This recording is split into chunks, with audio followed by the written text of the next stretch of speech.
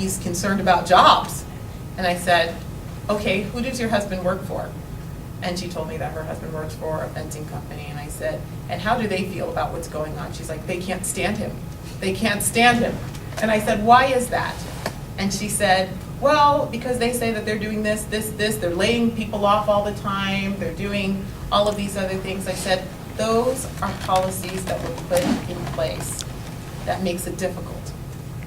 What happens when your husband's job is so regulated that he doesn't have one anymore? Because that's where they cut, right? What happens if that happens? I said, here's the other thing. She said she wanted to start a business. And I said, wow, doing what? And she's like, I want to do hair. I wanted to start up a business. And I said, you'll get a full appreciation of how much that will start to hurt you. Because what's going to happen is they're going to take from you, take from you, take from you, and you're going to try and figure out how you're going to keep your business going. And she's like, really? I don't understand. And I said, look at this shampoo here. I said, take this shampoo. I said, this shampoo cost you what? She said, $30. I said, imagine if we took some of the regulation off of this shampoo, so now it costs $10. Then what? She's like, well, I can buy more. Or I can take that $20 and spend somewhere else. I go, aha, see what happens? Money is not wealth. Products are wealth. The things that are produced, the chairs that we sit in, hair products, all of these things are wealth. And when you stifle that, you are stifling wealth. You're stifling things that come in. So in other words, that shampoo that cost $30, it could have cost $10. That's $20 you could have taken. It hurt you twofold. Because now you have to decide whether that product is important enough for you to buy if you're going to spend your entire $30 on that, or if you're going to take that product and spend $10 on that and use $20 somewhere else buying another product. Because the more products you have, the more wealth you have. And she's like, no one's ever put it to me that way. No one has ever done it. And I said, buildings don't pay taxes. You know who pays taxes? You do. It comes out of your pocket. Bottom line. And when it comes to products, you know who pays for the cost of that? You do. The consumer does.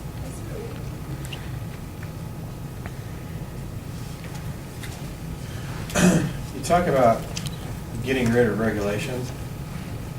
It sounds fantastic. How do you do that? I mean, how can you just take that off the books? I mean, it's like, do you know the process to do that? Here's what I'm going to do. Yes, here's what I'm going to do. I'm going to grab business owners in the 4th District.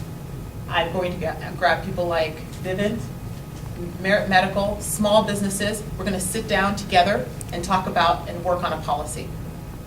And those policies I'm bringing forward.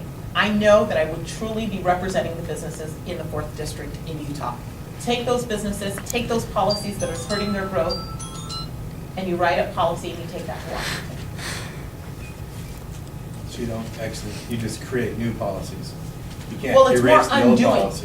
It's actually undoing. It's writing a policy to undo all the rest. In essence, that's what I'm going to be doing. I'm doing a lot of undoing. You have to write like a policy that revokes the privileges of the other policies. So there's a lot of undoing. That's what I'm going to be taking the threads out. You have to write policy to do that. But I want to know exactly. I'm going to sit and talk to them on exactly what's hurting their business. Take that to Washington. Do smaller businesses than that too, self-employed people. Self-employed. Well, I'm taking a big spectrum. That's why I said some small businesses, some of the larger businesses. We're going to get together and put policy together. That's the first thing I'm going to do. And then also lower the tax burden.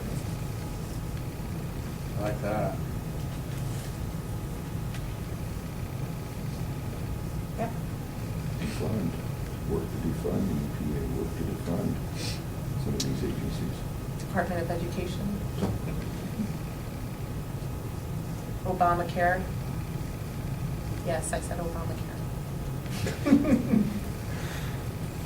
Why did you choose to go to the 4th District and not like the 2nd or the 3rd? I live in the 4th District. My city's in the 4th District. I've dealt with a lot of things on the west side. All of the things that are happening when we look at Mountain View Corridor, things that happen on the 4th District, If it doesn't happen in the north end, it doesn't happen in Saratoga Springs. 4th District is my home, and we fought a lot of battles together, 4th District, so. I feel like you understand your congressional district a little bit better. I do. You live inside of it. I do. And I've worked where the rubber meets the road. I've worked with the people, and that's what I believe the U.S. House is supposed to do, represent the people to Washington. We have a lot of BLM land too.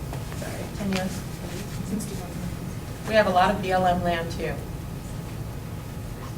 I'm going to help Utah reclaim their land. All that out west, We have a lot. a lot. Game on. I'm ready for it. Where does the district cover now? Okay, I'm going to give you just kind of like a, so we take in on the east side, south of 215, and then it takes in part of the west side of Sandy, and it swings west. And it goes down and takes in most of Joab County, Sanpete County, but it's on the, so we take the west side of the freeway. Not far west, so Tooele's in the 2nd district, Magna's in the 2nd district. So you've got cities like West Valley, Taylorsville, Riverton, South Jordan, West Jordan, Bluffdale, Harriman, Saratoga Springs, Eagle Mountain, Genoa, all of those areas. Taxes went up 116%, according to an article today, from the time you were in city council through your time as mayor. Translate that into what real dollars those were for an Okay. average house. Okay, let me tell you what that looked like. First of all, when the city incorporated in 97. In 97, there were 2 state roads. Farmland, nothing else, no infrastructure, nothing. When they incorporated, they took, it was an ag tax that was there. And it never changed in 97 when they incorporated. Why? The ag tax, is that the agricultural tax? The agricultural, yes, which the county was assessing. So when that incorporated in there, there were just fewer than 1,000 people that were there, 2 state roads, nothing for a city to maintain, no public safety, no infrastructure, nothing. So as the city started to grow, it grew over 1,700% between that time and 2008. And the city was running its business off of building permits. So they were taking one-time revenues and paying for ongoing expenditures. The housing market crashed. Our property tax couldn't pay for a third of public safety. Couldn't pay for a third of it. So what we did is we assessed it for the first time, a municipal tax for the first time. Every city has to do it once when they incorporate, once. So we incorporated that, we didn't do it at the time that we were incorporating. We did that in 2008. So we made sure at that point that the property tax paid for nothing but public safety. So if you think about 116, yes, it was from that point. The rates started dropping as the housing value went up. The rates started dropping. So if you think about it from the time it started in 97, it was actually 24%. My question is, what was the average household expenditure on that, approximately? So we went from, it was a $13 a month on the average household, $13 a month increase, average. $13 a month, yeah, average.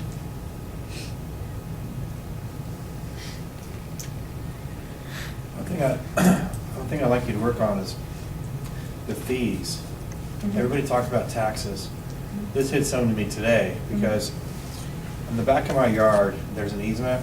Mm-hmm. And I had my chicken coop on the easement. Mm-hmm. Law enforcement came out and gave me a ticket for $500. That's Lehi?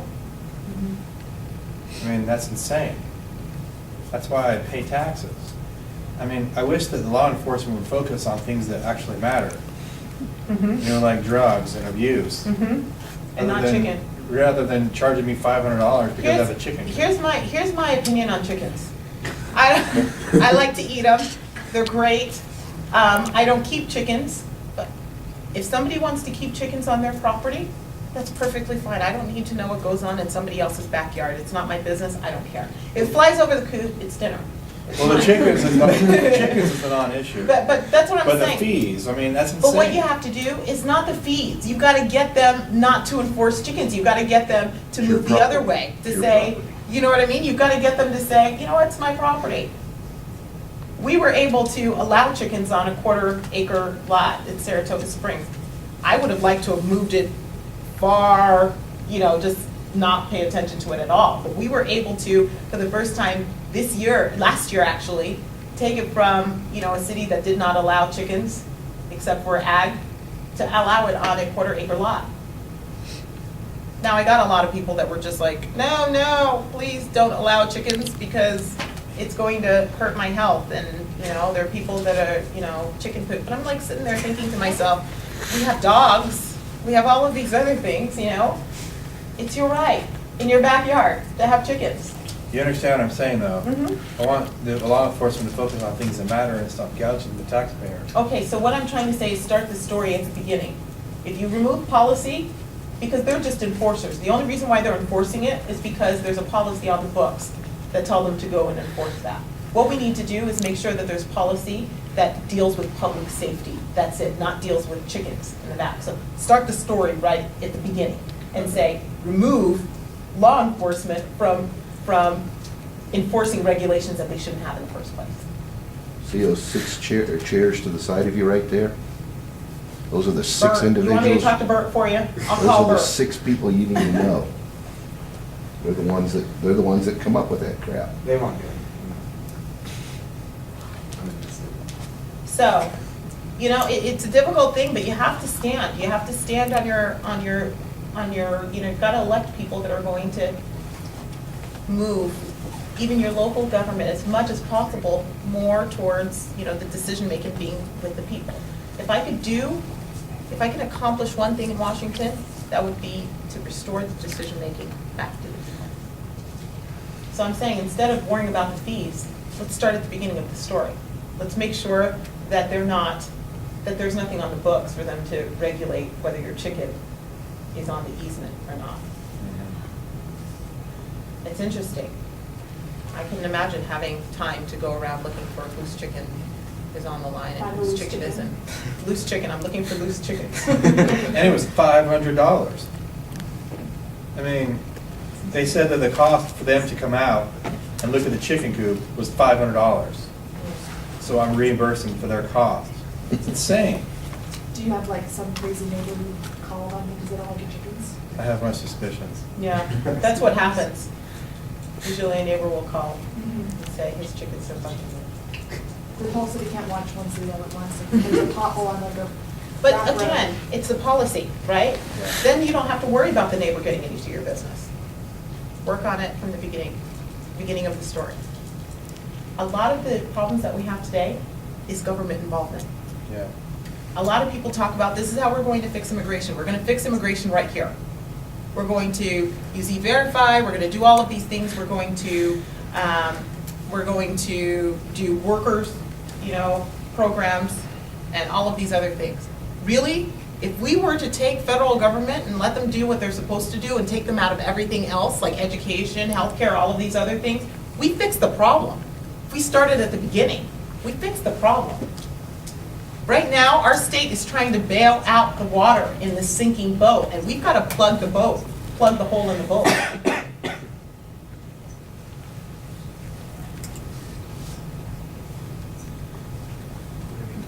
Mayor, we're gonna go ahead and move on Okay. to business sessions. Okay, thank you so much for listening to me, I really appreciate it. Thank you for coming, thank you for coming. Thank you. I'll sneak in front of you there. Go ahead.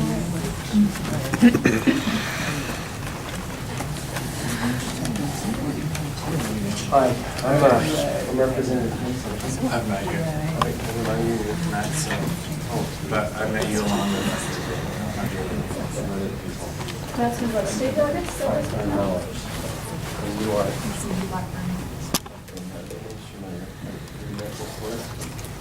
What would you like to do?